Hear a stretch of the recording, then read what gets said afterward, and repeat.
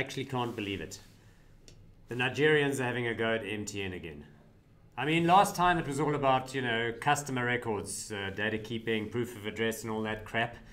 Now they've been accused, MTN that is, of irregularly expatriating its own money from Nigeria, taking it out, converting it to US dollars, using the Nigerians' shitty forex banking system, where there are all kinds of rules about, you know, filing bits of paperwork and sending things backwards and forwards. It was MTN's money. They were taking it home. So now the Nigerian central bank says, no, you must send the money back. This was from dividends distributed from 2007 to 2015. There's already been an investigation in which they were cleared.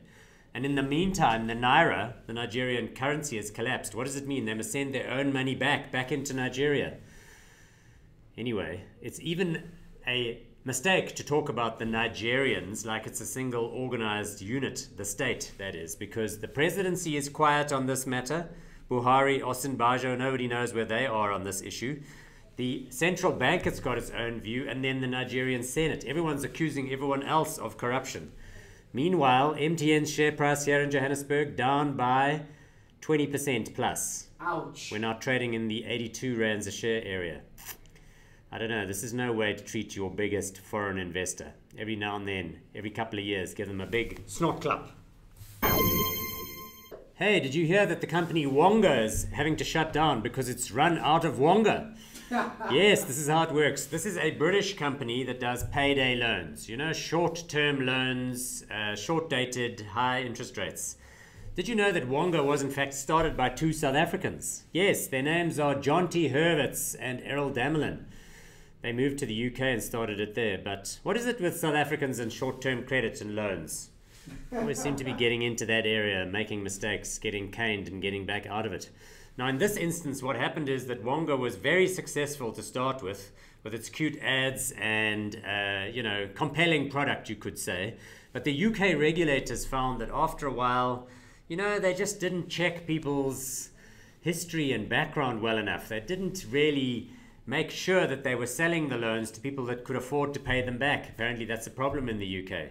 So they were forced to pay compensation to people from whom they advanced loans and who had started paying their extortionate rates but didn't actually get to the end. And compensation claims, of course, were coming straight out of Wonga's back pocket. So they're being shut down. But you know how it goes in the business of lending. As a general pointer, if somebody needs a loan between now and payday on the 25th of the month, then, you know, they're probably not a good credit risk in the first place.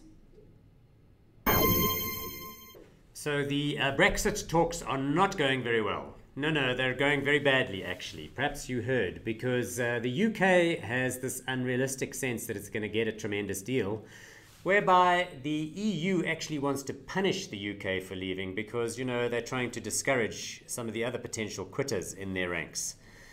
So how about this story, for example? Did you hear that there's a scallop war that has broken out in the English Channel?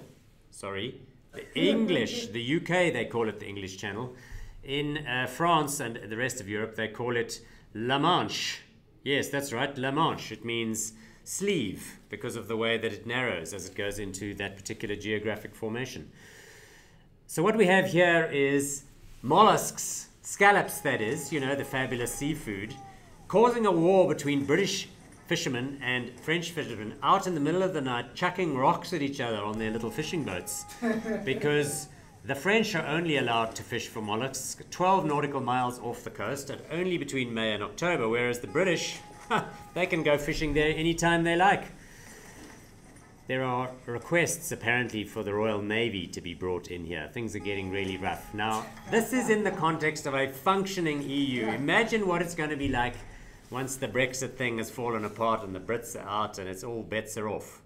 I mean, what is this? We're going to have the War of the Roses all over again.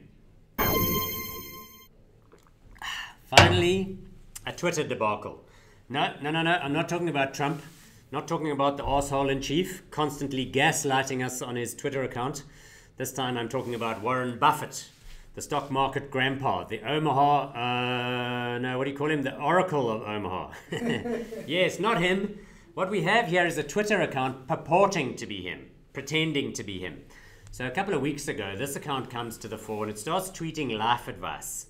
You know, the usual trap, the usual useful bullshit like, you know, say thanks, clean up your room, be nice to other people, don't wee on the loo seat, that kind of thing. Goes ballistic, viral. People be following this account, hundreds of thousands, people retweeting this garbage. And then people start to think, well, you know, is it likely that the real Warren Buffett would have the Twitter handle Warren Buffett with one T and a 99 at the end? I don't think so. So if you're one of the goons that followed this account or retweeted them, you should be ashamed of yourself.